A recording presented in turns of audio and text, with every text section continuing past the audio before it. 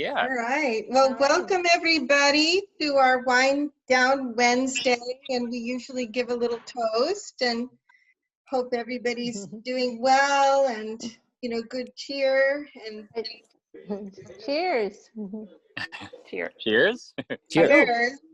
I have to say that thank goodness for Wind Down Wednesday, because then I know what day of the week it is. I've been counting days before and after Wind Down Wednesday, and then I know what day it is. Otherwise, I'm lost. I feel it. Well, this one is particularly wonderful for me because Daniel Kish and I have been friends. I don't know, has it been more than 20 years? Yeah, more than 20 years, I think. And I first met Daniel at the Blind Children's Learning Center. He was the orientation and mobility specialist, and I was the occupational therapist. And we got to be best friends like right off the bat because he was saying, well, you know, what is your specialty? And it's sensory integration. And I think you said something on the order, sensory integration is why I can do everything I can do. Like, okay, I think we can be friends.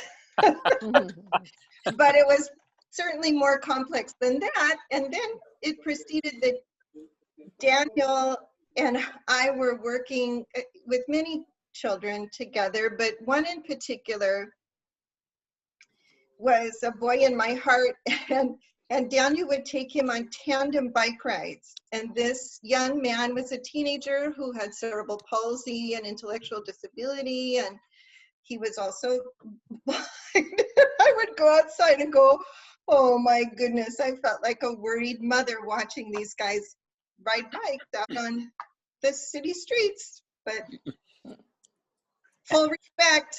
And then, you know, then you had your Team Bat project, and I couldn't bring myself to go on those rides because I thought I would be the one who wasn't keeping up, and that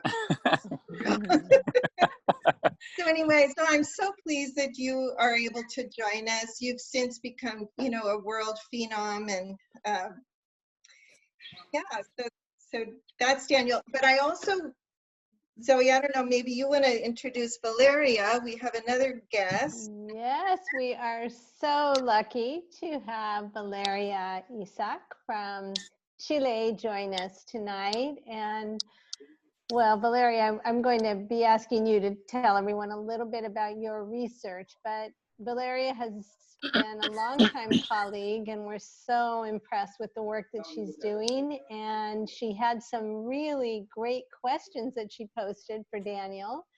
And we thought, well, this is our talk show. We can ask whichever guest stars we want, and thought it would just be great to have Valeria come and join us, and she's very graciously agreed. So maybe, Valeria, you can tell everyone just briefly about some of the work you've been doing.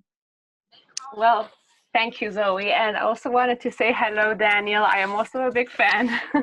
I actually met you at R2K when you were there, and I was fascinated. I have to say I'm a very big admirer that you are able to teach children or people to use their brains in such a unique way, because after all, I think that is what therapy is about, or sensory integration is about. Is not trying to make every brain the same as everyone else's, but trying that everybody discovers their own abilities and uses them to its maximal potential. So for me, it was very inspiring as a therapist, and I'm so happy to see you again. Thank you. Well, I have been dedicated for the past, I would say, eight years now to doing research on auditory and vestibular processing, trying to look at it not as a central, not as when it integrates with all the senses, but trying to find reflexes or trying to find biological markers at the very beginning of it entering the brain. So I've been assessing vestibular brainstem reflexes and auditory brainstem reflexes, specifically on children with ADHD. And we have found some differences. It's not very clear because they don't have an obvious problem, but we have found that these reflexes are altered in 30%. Right now we have like a stable percentage. 30% of children with ADHD have these reflexes altered. They're different. They're either absent or extremely exaggerated. So no, they are normal hearing children, so it's not a registration problem, but an integration at the very first level of the brainstem. Now we know that the brainstem is connected to the cortex, so we can't say that it is a brainstem level a problem yet. We have to do more and more and more. But that's what I've been doing, and I'm very interested in the auditory system. That's why I have so many good questions for you. So get ready. Well, Daniel, maybe you can tell us a little bit about your life and your journey and your work. Yeah, it feels like a lot actually at the moment. I am totally blind. I've been blind since I was about a year old from retinoblastoma. So both eyes were removed due to cancer. I had parents who valued my freedom very highly, and so they didn't subscribe to any idea that I, as a blind person, should be immobile or have restricted opportunity. So I didn't, and I wasn't. And I think that is as much of a reason as any that I had developed the ability to use a human form of sonar, which is very similar to what bats use. You send out a signal, you know, some kind of a click. I use the tongue click, and it bounces off of the environment, returns to me, and provides me with information to allow me to extract and construct images of what is around me. So fast forwarding, I did my master's degree in developmental psychology, where I did a master's thesis on human echolocation. And then I decided from that to go on and get my orientation and mobility degree and certificate. So that meant a second master's. Mm-hmm. And I pretty much rewrote the curriculum for orientation and mobility because I felt that it wasn't, the traditional curriculum wasn't really bringing blind people to the level of freedom of movement that was possible. And for many reasons, but one of them was the all but absent, if not absent, incorporation of echolocation learning in the orientation and mobility curriculum. So basically blind people were being taught to move around in extremely structured ways without the benefit of echolocation and without the benefit of many of the sensory capacities that I believe humans have and that blind people in particular can develop. So I split with the tradition in many ways, and I founded my own organization. I've written my own textbook. I've developed my own curriculum and programs. And I was involved in helping to develop some of the first brain scan research in human echolocation, basically, and other related research, basically looking to answer the question, what is it that human beings are doing and how is it that they're doing this? And so there is a series of articles now that look at brain scans of various tasks and activities. And the short of it is that the visual cortex isn't. So basically, it's the visual cortex that's processing the image. You get an auditory signal, it's coded to the visual cortex. The visual cortex processes, constructs an image somehow, and then you use that image to interact with your environment. And the visual cortex is functioning for proficient echolocators the same way, at least as far as the scanner is concerned, in much the same way that it functions for people who are sighted. So similar regions of the visual cortex are active in analogous tasks between, you know, visual tasks and echo tasks. And what's also interesting is that the visual cortex is active for echoes, but not in the same way for source sounds. So if you place an echo out in space, the visual cortex becomes active to process the echo. But if you place a sound source, just a speaker in space, the visual cortex does not respond in the same way, even in blind people. And there's been a lot of other research, a lot of other behavioral research around how echolocators use tongue clicking and what kinds of behaviors are involved in strategic echolocating and using echolocation to direct movement. And that research continues. Most of that's coming out of Durham University, but there are other universities as well. So basically, I have trained other blind instructors, and we teach blind individuals mostly in well, it depends. We work a lot with children. So I mean, we work with very, very young children to very, very elderly adults. My specialty. Can I interrupt here for a second, Daniel? Because you're getting very young children. I just want to make a comment, because as you're talking, I mean, in addition to those brain imaging studies, I think you created a paradigm shift in orientation and mobility, because when you're like, oh, okay, we're going to work with this 6-month-old, and my initial response was, what does an O&M person do with a 6-month-old? You can't use a cane, you can't use sighted guide, you're not going to give them a sighted, you know, a guide dog. Like, okay, so my stereotyped initial view, but this is where I think you are quite amazing, because it's kind of where perception meets function. Yes. Your concept moving forward, I know you're saying you're doing this for young and older children, but what I saw, and where I think we converge a little bit, sensory integration theory, is that you were looking at perception relative to function.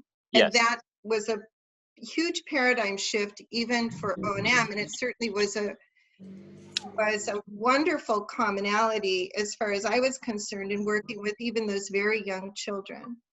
Yes. So how perception relates to function, how perception underlies function.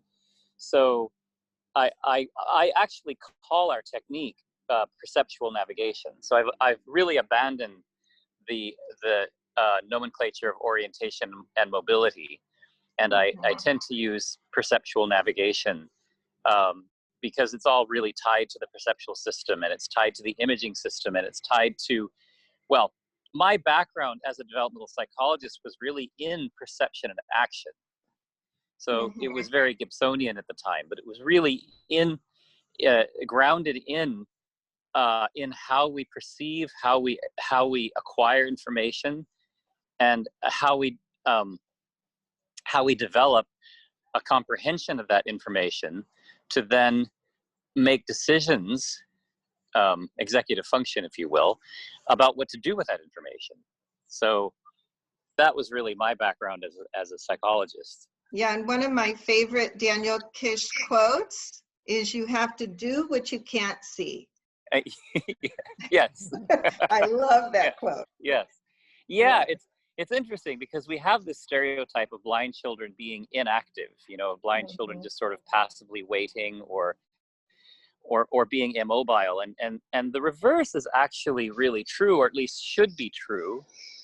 Blind children have to be active. They have to do what they cannot see, so they sort of have to do everything, and that requires a great deal of activity. And that's sort of the nutshell. That's basically it. Daniel? So, yeah, go ahead, Valeria.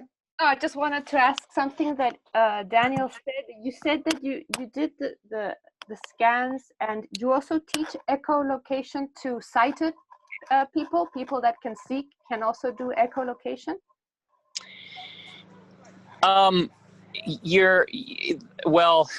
You're competing for brain resources in that case. and vision always wins. Yes. So the answer is, how are you willing to live under blindfold? I see. I see. Because what I was reading, what happens with bats is that they become blind not because there's no light and their eyes can't work, which was a very a long time hypothesis, but because, like you say, they're competing for brain resources, and eventually the auditory areas kind of eat up all the visual. They start using more and more visual areas, and they start losing. Yeah, you know, it's interesting you say that, because I use a kind of stroke recovery paradigm, a learned non-use paradigm, when I work with people. So basically, our brain tends to fill the space we give it, and for bats, since they mostly function in the dark because they avoid predators that way, they tend to develop very, very heightened sense of hearing, and their vision just doesn't take precedent for them. They have vision, but it doesn't take precedent for them. It isn't their primary sense of navigation or environmental interaction.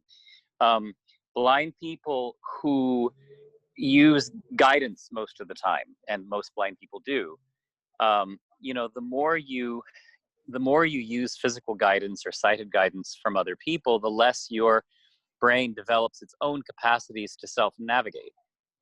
Yes. And so that's and so with sighted people, you can train sighted people. It's been shown that you can train sighted people to heightened levels of proficiency in echolocation in very specific tasks. So if you identify a task or a skill you want to train a sighted person to do, you can stick that sighted person in a lab for several hours a week and train them to do that task. The difficulty, though, is in generalizing echolocation capacity to daily living, basically to life and livelihood, and that's something that's very, very hard for a sighted person to do unless they're really willing to consciously give up some of that real estate to the auditory system. Yeah. Well, I remember at Blind Children's Learning Center, we would have volunteers or, you know, groups coming through, and they would blindfold them and try to give a simulated experience, but that always seemed just so artificial, because you have so much visual memory, you have so much visual perception guiding what you're doing, even if you temporarily remove that. But you have had success with teaching echolocation to individuals. I don't know, you'll have to tell us more about the age span, but all over the world, right? Yes. So all cultures, backgrounds, pretty much every age imaginable. Some people with reduced vision. So, I mean, most blind people do have a degree of functional vision remaining. Mm-hmm. So, and sometimes those are our most motivated clients, because they know what happens to them at night. They know what happens to them when the lights go down, and they don't like it. So they want additional capacity to function under those circumstances. And so some of those students are actually very motivated to learn echolocation. And the age range? Well, I mean, I think our oldest student was 92 and our youngest was maybe 6 months. But look, I mean, our curriculum is a multi-layered, multi-dimensional curriculum, and a lot of it isn't about skills development. It's about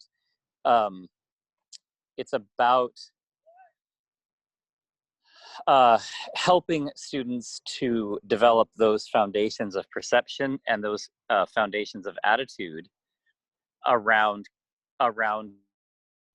their view of their own capacity as people.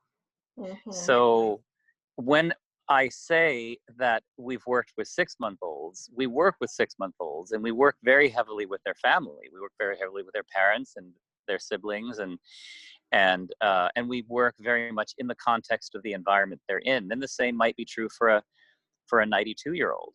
I have to say, one of our most perceptive students, very, very keen sense of audition and willingness to use it, was an 83-year-old Australian who went blind about 3 months prior to my working with him. So it's not so much about age, it's really more about motivation, opportunity to apply regular practice under challenging circumstances. Well, you know, the majority of participants in this Zoom that are on tonight will be occupational therapists. Mm-hmm. And Mm-hmm. I think maybe some people are going, well, how does that differ from what we're doing as OTs? And I'd really love to tell a little bit more about the story of our friend, because our friend was like 13 years old when Daniel came to me and he said, you know, I've got this student and he has orientation mobility, but he can't open his own door. He's not holding his own lunch tray. He cries if he has to get off the bus by himself. And he was using a walker at a time. And he said, you know, isn't that OT? Isn't that what OT is supposed to be doing? Right. And he was, like, yep.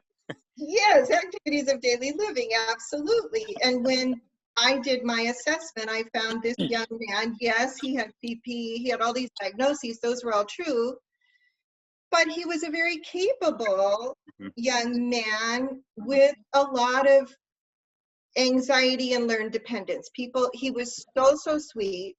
Yep. And everybody did everything for him because he was so sweet, but he was so gravitationally insecure and so dyspraxic.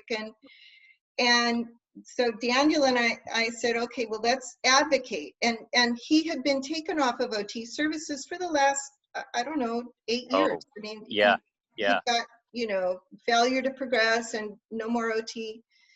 Anyway, we worked with him, I don't know how long. What was it, about a year or 2 years? It was a year or two, but I mean, I began to see progress within a matter of substantial progress within a matter of months. So, you know, I had not experienced sensory integration based OT until I met Suzanne. So it was really, really interesting to work with this particular student together. Yeah, so we did co-treating. We had him bouncing on the ball and he would get all nervous, and then Daniel would bounce on the ball with him because he was so attached to him. And slowly but surely, little by little, he started to be independent in every activity of daily living. And I would, and at some point, I don't know, 6 to 9 months, you know, I was doing the foundation sensory integration work and trying the gravitation praxis and sequencing and all of that. And then Daniel had him out in the community and he goes, okay, I'm gonna leave our friend at the bus stop and I'm gonna meet him on the other side. And I was like, what did we lose him? But his mom and dad were at one end, Daniel and I were at the other end, and he did it. And there were so many things that he did, but yes, in gaining that independence over that year or two, he became a new person. His family saw him in a completely different light. He had a completely different sense of himself as a human being and interaction. It was quite phenomenal, really. Well, and it comes back to that learned dependence. Dependency conditioning, I sometimes call it. And when you have that, and then your surrogate activator leaves or isn't around or isn't available or whatever, that's when he'd cry. That's when he'd really become unglued, because he felt entirely out of touch with the world if there wasn't someone to keep him in touch with the world. Well, and on the adult perspective, what was frustrating to me is that everybody was really willing to say, oh, he can't do it because he's blind. Yes, yes. And then you're looking at Daniel standing right next to him and go, well, he's blind. Yeah. Okay, maybe it's not because he's blind. Yeah, yes, yes, that's true. So, you know, in thinking about these individual differences, we had a question, how long does it take to become proficient in echolocation? And I'm sure that there is no one answer to that, that there's a range, but I wonder if you might talk about that a little bit. Well, one might also ask, how long does it take to become proficient in learning a language? And the answer, it varies all over the map. It depends on the language, it depends on the person, it depends on the instructional paradigm being used. I am a believer in immersion training, and that essentially is our style of training. It's very, very much a get out there and do it kind of training. I will say that we generally start to see notable changes in how people navigate and how people interact with their environment in hours, sometimes minutes. I mean, it does not take very long before you start to see, and before students start to see changes. I call them the aha moments, and those aha moments where, you know, if we had a scanner strapped to their head, we'd see these regions of their brains starting to light up. And they experience that. The light bulb goes on. Aha, I know what I'm hearing. I know what I'm listening for. That makes sense. I've had students actually start to cry because they thought they'd never see again. And this, the phenomenological experience of blind people, particularly blind people who have seen before, the phenomenological experience is very much visual. So they actually experience echolocation often in terms of flashes of light. They experience it in terms of the environment actually lighting up for them. So yeah, you're talking minutes or hours. Normally when I work with a student or a family, I'm thinking in terms of 3 to 5 days of intensive training, and then usually maybe a 1 or 2 or perhaps 3-day follow-up every year or so. But it really does vary, and different students benefit from different lengths of time and different formats. Yeah, and I just wanted to ask one more thing. I'm really taken by this statement about our brains tend to take up the space we give it. Is that what you said? Is that Yeah, the quote? that is what I said. I'm wondering so much about the vestibular sense and how, you know, I know you're thinking about and working a lot with auditory, but I'm wondering what you think about that relationship and how much you are honing your vestibular sense in ways that we can't even imagine. Well, that's a huge piece for several reasons. One is that it has to do with cane training. So we do cane training concurrently with echolocation training, and I have reinvented cane training as well, to make it more native to the not the vestibular system, more the proprioceptive system. But we're talking about tactual kinesthetics here. So there's the cane involved, and then there is that sense of movement in space. So one of the things that we typically see, is a change in posture. I even call it echo posture. So as students become more and more proficient at echolocating, their posture does tend to straighten. Their head tends to come up. They tend to be more active in the way they move their head. And so they look more attentive, and they are more attentive, and they are, you know, actually following. They're directing attention by head movement, by body movement. Everything becomes more aligned, I guess is what you might say. Well, more integrated. So we definitely see that in the vestibular system, as well as the proprioceptive system. It all has to come together. Yeah, thank you. Can I say something on the vestibular and the auditory? It's very interesting. I think I mentioned this to Suzanne in Hong Kong, but that when the children that have absent auditory reflexes, when I do the SIPT, they come out really bad in the balance, in the number 3, the standing and walking balance. And the children that have absent vestibular reflexes come out very bad in the verbal praxis. So it seems like they're crossed. It was a little shocking, because not that their balance is really good, but not all the children. I mean, I think that you also mentioned the proprioceptive system. I think the proprioceptive system is very important in all this as well. Yes, I think so. Well, it is. I mean, directed reaching. So we often say that blind kids, we often don't see them doing directed reaching. It's a critical developmental milestone for sighted kids, but what happens to blind kids? Well, some blind kids do it, and a lot of blind kids don't. But with echolocation, you can, and it can be a motivator for directed reaching, in the same way that vision is, but also intentional directed movement of any kind.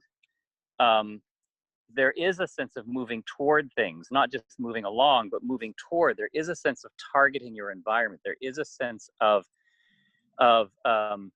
orienting your attention on elements of the environment. In fact, one of the demonstrations that I do these days, more so really than the bicycle thing, is I do this thing where I'll walk around and I'll describe a scene that I've never been to before. So it's I've never been to this area, and this is what it is, and I describe the different elements of the scene as I move around it without touching anything. But then what I go and do is I sketch the scene. So I take a piece of paper and I sketch out what I have experienced. And so there's a lot of spatial relationship, evidence there. And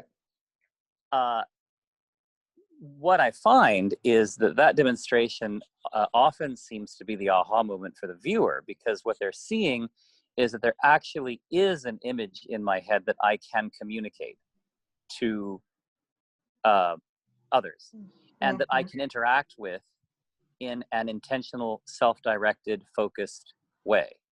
And that's what we teach. Can I have a sense of 3D space, not only from your auditory system, but from your tactile system. Of course, absolutely. Yeah. It's all together. Yeah. And you were just talking about that, and I was thinking about the kids that I see with vestibular problems and tactile issues, and they have problems with handwriting and problems with, just they know what they want to write or they want to draw, but they just can't make it from the 3-dimensional to the 2-dimensional. Right. And so, Daniel, we have some questions here on the chat box. One of them is, can echolocation be taught to people with cognitive delays? So we're talking about this perceptual navigation. How does cognition play a role on this? Well, it plays a critical role. It's interesting. So when they stuffed us into the scanner and started scanning us,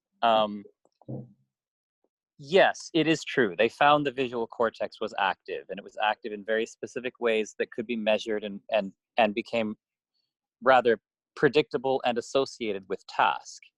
However, what the reality is that the whole brain really lit up in some very pointed ways that really raised many questions. I mean, we could study this for centuries, really. There was a lot of activity in the cerebellum, for example. And of course there was a lot of information or a lot of activity in the cerebrum and front brain areas. So I think that echolocation has the same unconscious and conscious, ventral and dorsal and ventral streams that other perceptions do. You have unconscious echolocation and you have conscious echolocation. And one thing that comes into play with echolocation is strategy, and how we use echolocation in strategic ways that may be conscious or unconscious, and how we, well, here's the biggie, how we interpret data. So one thing that echolocation does do is it presents you with data that are really quite visual in nature and visual in scope. They contain many of the same elements that visual data contain. But one thing that echolocation does not do is it doesn't give you nearly the amount of data that vision provides. I mean, we are talking a tiny fraction of the data that vision provides. So, well, and just also because it's in bursts and it's reflective versus when you have light, you have more of a constancy of the information. So, yeah. So, you know, you have to actively go out and get the information. It comes to you in pieces, and that you have to assemble. And you are constantly filling in blanks. You're constantly connecting dots. And I think that there is a significant cognitive load there. Now, that said, there's a lot that we still need to understand about that, because some of my best students, in terms of their ability to space, really were challenged by some intellectual impairment. So there's comprehension going on, but at what level and in what style for these, you know, for these people? Yeah, I think if we're looking at individual differences, if you have vision loss and then you also have hearing loss, that's going to be so much harder for you to get that cognitive spatial mapping. Somebody was asking about cognitive mapping. Yeah, that's going to be harder. And then if your vestibular is working or not working, and so what you kind of have to go down all of those information channels and see how well are they working, and then, you know, the person's capacities and all those, that's all going to make a difference. Sure. Yeah, and how do people adapt around that? What mechanisms do people bring to bear or develop or heighten in order to adapt to whatever their condition is? Yeah, and getting back to Gibson, how many affordances? Like, you had parents, you had a family and a brother, and you were allowed to explore those affordances. And I know you have even experienced people who decide for you, like whether it's safe or not, or whether you should do it or not. I mean, like, okay, I think that's discrimination. but I mean, if you have children starting at a very early age who have the affordance and the caregivers who are supporting them, they're going to do better. Yes, absolutely. The affordances are critical. How children are supported to explore and make use of those affordances is critical for sighted children as well. I mean, you know, just look at developmentally where our sighted children are in terms of streetwise these days as compared to where we were 30, 40, 50 years ago. As a developmentalist, I can tell you that we're not going forward. Yeah, that's true. Daniel, I'm wondering if you can share with the people who are watching, how are you navigating right now? Are you using it doesn't seem like you're clicking, and I don't think I could be on this computer screen and be walking at the same time. So that's what I was saying. I am clicking. I'm just clicking kind of quietly. So look, this is my backyard. I know every inch of it. I could probably do it with total hearing occlusion and do almost as well. In this case, the clicking is strictly error correction, and not even very much of that. And so I don't have my cane with me because I just don't really need it in this particular environment, and because I I have my hand holding my computer because my battery was running down, and my other hand holding the phone. So, Jesus Christ. I know. You know, Valeria, I think you should jump in here because you had some intriguing questions. Why don't you? Yes, changing a little bit, not so much to therapy, now to very specific technical. I've always wondered if there's a specific frequency that you would prefer over others. Like, is your clicking towards a higher frequency? Does that work better? So okay, yeah, there are actually papers on this that look at click parameters used by humans, and they do actually come out to be quite. And so human proficient echolocators tend to converge on a similar clicking style or preference, but broadly speaking, the higher frequencies, so if you were to examine that click, you would find peaks. Well, first of all, you'd find that the click is extremely brief. So you're talking milliseconds, maybe 5 milliseconds in duration. And it has a very, very sharp onset. And that very, very sharp onset gives you a broad spectrum signal. And that broad spectrum signal is important because it brings back a lot of information across the spectrum. But for the duration of the click, you're looking at peaks ranging somewhere between 5 and 10 kilohertz is where the peaks tend to concentrate. Maybe higher, maybe 12 kilohertz. And very high. Yeah. And so broadly speaking, those high frequencies or higher frequencies, those tend to give you detail. They give you specific information. So it's very specific information. But the lower frequencies that occur within the spectrum, so if I were to make a lower click, like versus lower frequencies tend to travel further. In fact, they tend to travel a lot further. So a bat, for example, will lower the mean frequency of its click or chirp to get what I call orientation information. It's to get information at a distance that they tend to use to get the general lay of the land. They tend to use it to orient themselves using, kind of this geographical data, using the broad view of the environment. Whereas when they start targeting their environment, when they start having to interact with specificity, with specific elements, then the mean frequency of the click goes higher. Humans don't tend to do that. There are exceptions. I have met people who use different clicks for different purposes. We tend to use the same click, and I think your brain becomes locked to that click, a kind of lock-in amplifier to that click. So we tend to use the same click, but we will vary the click's intensity and its repetition rate given activity, environment, and circumstances.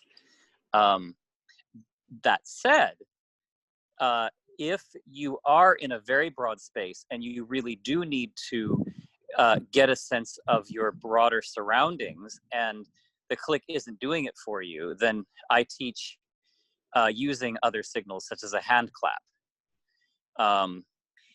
which contains lower frequency content, and that will bring information back from much greater distances. I mean, like hundreds and hundreds of meters greater distances.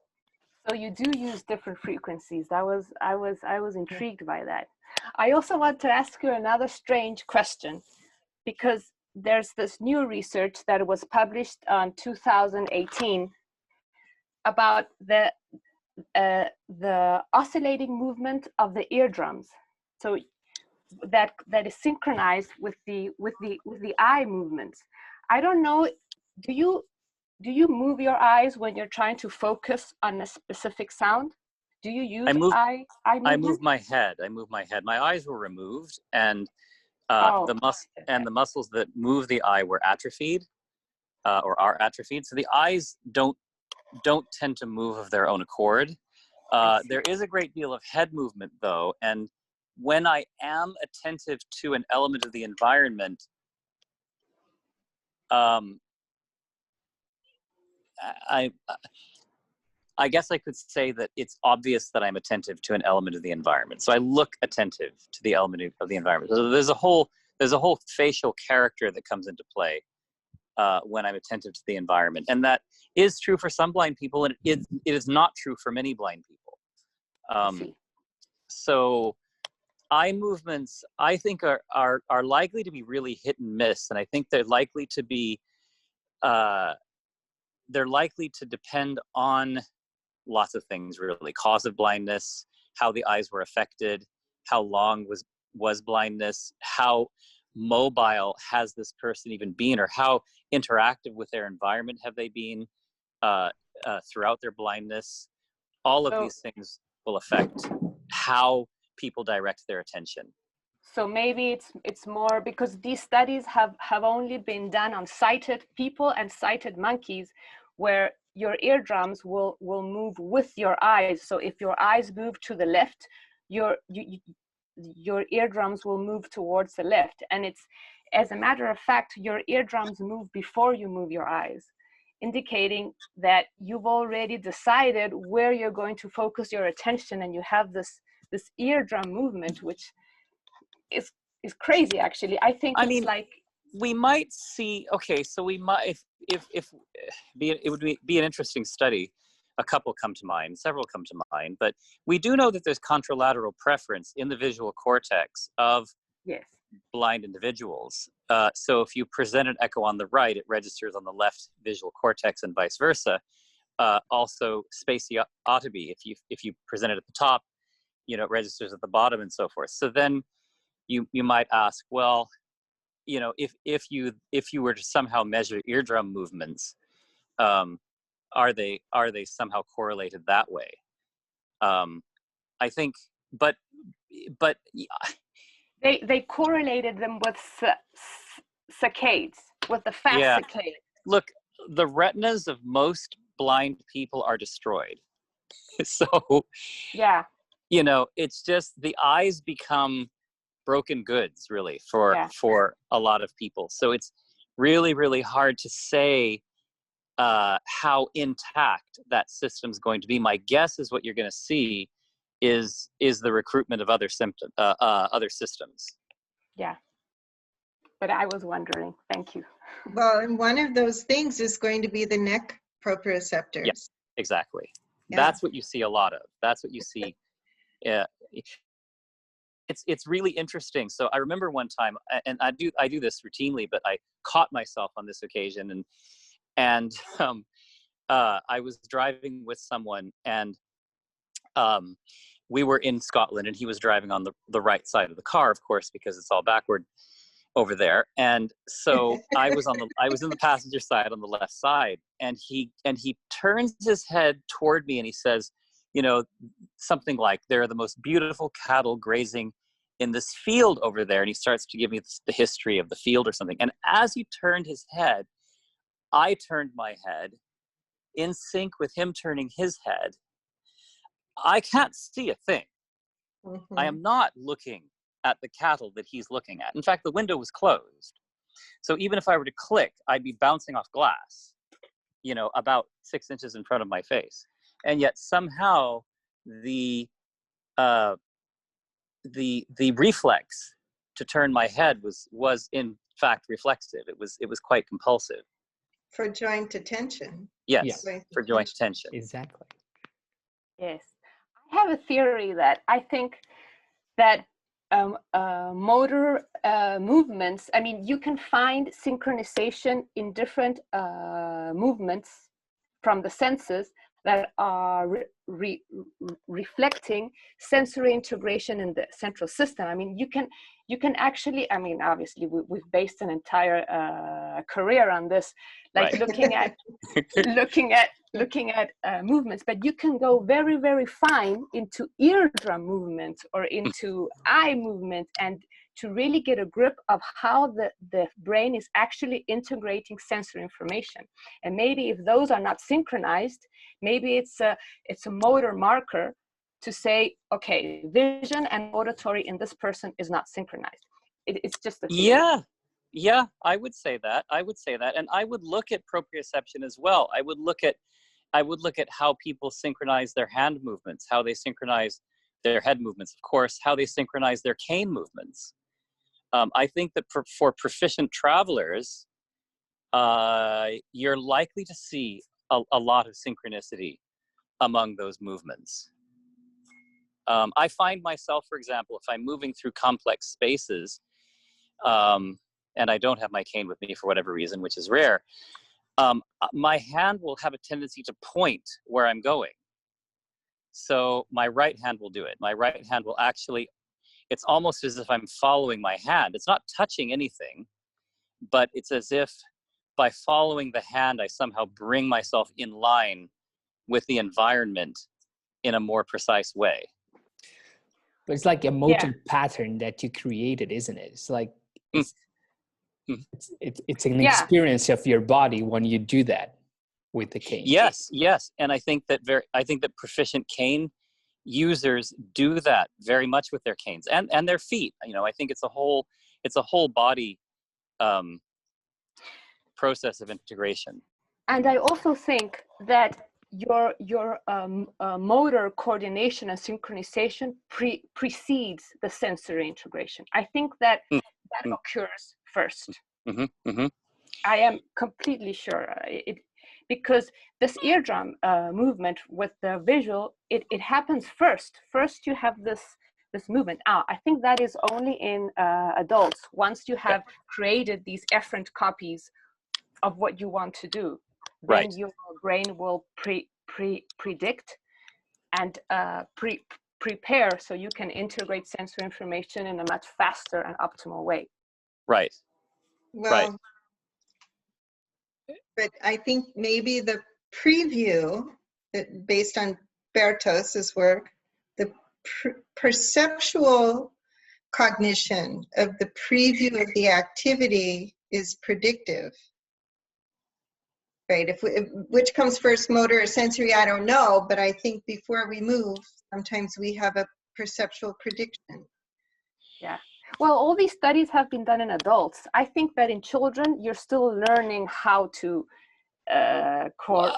coordinate. And that is okay. So that's where it becomes very, very interesting as we start to spin down a rabbit hole here. Is with blind people, you may have preview, especially for echolocators, or especially for pretty clever people. We'll focus on kids for the moment. So you can have previewed movement, you can have targeted movement in that sense. But a lot of times, what you have for blind children who are, let's just say, unencumbered and adventuresome, is you have a lot of discovery movement. They don't know that much about their space. They know certain things about their space. They know enough about their space to feel comfortable to explore more. And that's exactly what they're doing. They're exploring space. And they can gather huge amounts of information about huge amounts of space pretty quickly, but they have to move through it. And they develop a map, a structure. They develop a structure of that space, well, to varying degrees depending on the child, but some children can do it very, very fast. And then once they've developed, the more they develop a structure of that space, the more they know the space, then the more previewed, you might say, the more intentional the movement becomes through the space. So it's easy to start to confuse, I guess, directed movement, analogous to directed reaching, and discovery movement or discovery reaching. For a blind person, those can become the same thing.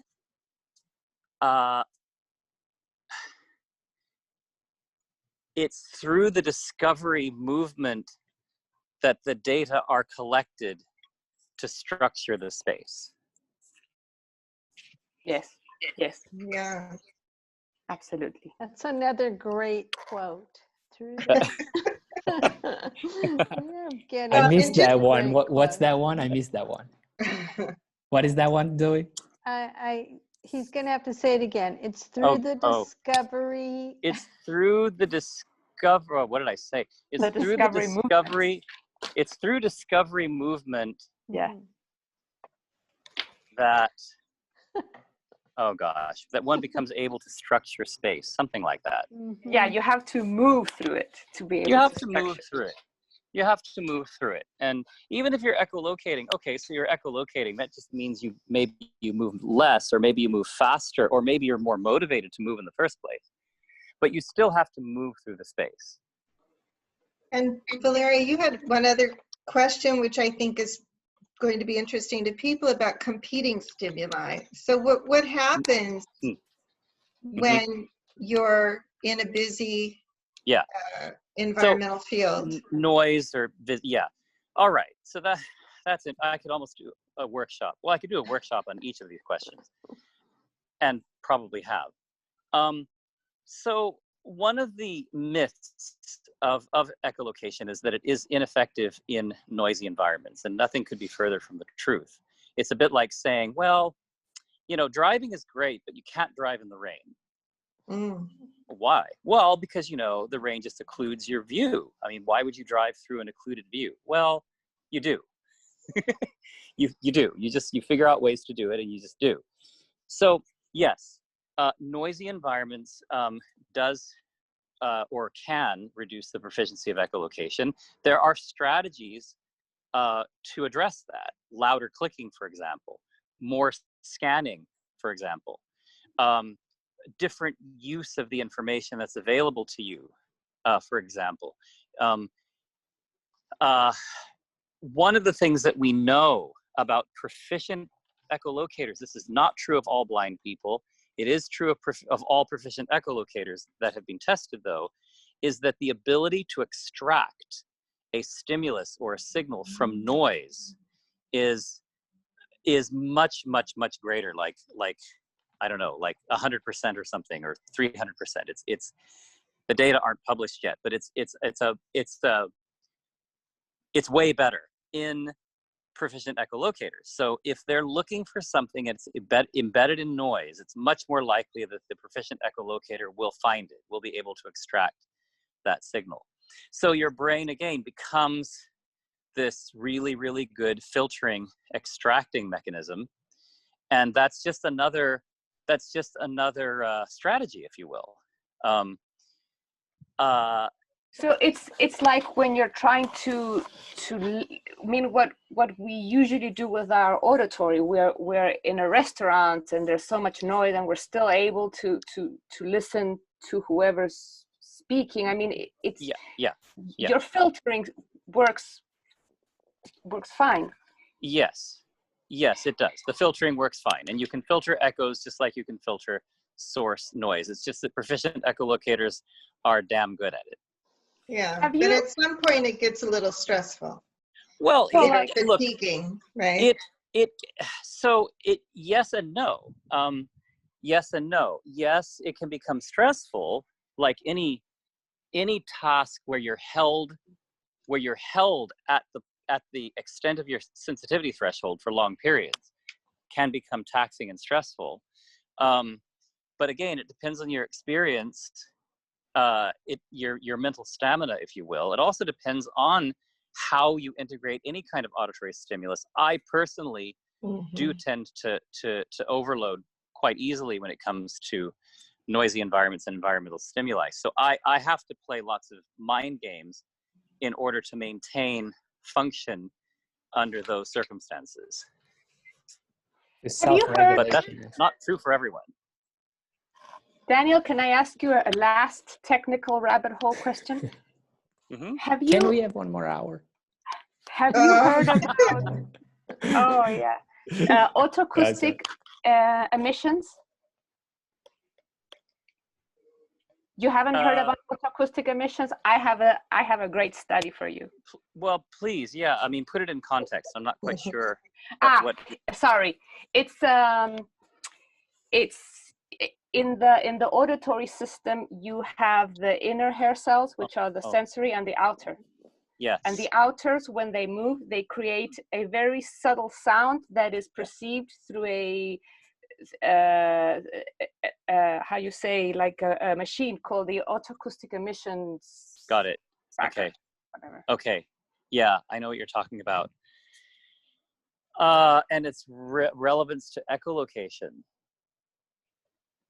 It means what is, if you have a normal amplitude in your autoacoustic emissions, it means you are able to, it means the system, your auditory system is filtering sounds in a very efficient way. I would think that echolocators have an extremely good amplitude of those emissions. I don't know. I was wondering if you had looked into it. I haven't, but it's worth looking into. I mean, there may be something quantifiable there to really study. I can say that you know, the visual brain filters data, and it becomes sort of a strategic, you know, throw it away kind of a system. So there's so much data that aren't particularly relevant, aren't especially useful. We toss that, we compartmentalize it, we shunt it to the side. We're constantly directing and focusing our attention to that which seems relevant. And one thing I think that you find proficient blind travelers, we'll call them, or navigators, is that we more hoard data. So we tend to take data in just very large bites, and then kind of make various order decisions on what data are relevant, but once we're already chewing on it. So there is a direction of attention for sure, and that direction of attention is critical, and the mechanisms behind direction of attention should be working well, but at the same time you maintain this level of attention to what I will now call background data, you know, but it doesn't go away. It really does still, it still becomes, it may have been reduced in relevance for the sake of a particular activity or task, but it is still relevant, and you don't let it go. But even if you're able to do that, it means that you still are separating frequencies in your brain. Yes. Even if you're not considering them relevant, because you're still identifying them. I mean, if you can identify a stimulus as relevant or non-relevant, it's because you are discriminating. Yeah, I think so.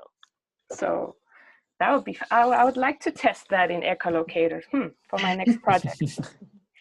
Let us know. We might need to have a follow-up session. So we are over time. I think just by the comments, everyone has really thoroughly enjoyed this time, and they're very appreciative to both of you, Valeria and Daniel, for your insights and all this amazing information. It's really generous of you to give your time this way. Well, thank you. Thanks for inviting me. It was fun. It's always so fun to hear your thoughts and musings. Yeah. So deep and wide. I mean, we could spend hours and hours. And we do, and we have. We have, right? Well, and we'll do it again. Yeah, I appreciate you taking the time, both of you, and Valeria jumping in with your amazing ideas and questions. But Daniel, you're the best. You're a rock star. So I'm going to toast you. Thank you, Danielle. We can put maybe some links to some of Daniel's talks and other information on our site. We'll be sending by email with the replay of this okay, great. session, and we'll send some information on the websites and TED Talks that Daniel has given as well. Great, and thank you. Thank you so much, because I think this validates so much our work. Suzanne, can you tell us about next week? Oh, that's good. Yes, I can. Okay, bye, Daniel. I mean, you can listen to next week and enjoy it. Daniel. Thank you again. Take care. Stay safe. Thank you. Next week, we're going to have our Mother's Day edition of Wind Down Wednesday, and we have another couple friends that we love, Dr. Shelley Lane and Dr. Roseanne Shaw, and they have agreed to talk about the neuroscience of mothering. So why not? Let's talk about being moms for next Wednesday. And we have a whole lineup that we're organizing until out of COVID-19 through July, which is Dr. Ayer's birthday. And we will have a very good birthday edition of the webinar that may be, you know, a defining moment. But yeah, so next week, Dr. Shelley Lane and Dr. Roseanne Shaw. So please join us. And those of you who know how Suzanne can put together a conference, she is just shining her superpowers and putting together these amazing guest stars. And so thank you so much, Suzanne, and to Thank you, everybody. People so are fun saying for me. people are saying on the chat box to keep this up after this COVID thing goes away. Just keep it up. Well, we'll do our best. Okay. Until bye, then, everyone. safe, Take care. everyone. Thank Stay you. positive, stay connected. What's our other one? And stay safe. Stay safe. Stay safe, everyone. We'll see you next week, next Wednesday. Bye. Bye-bye. Thank you. Bye. Ciao, everybody. Bye, bye, Suzanne. Bye, Zoe. Valeria, Bye, Marco. gracias. Oh, de nada, encantada. Chao.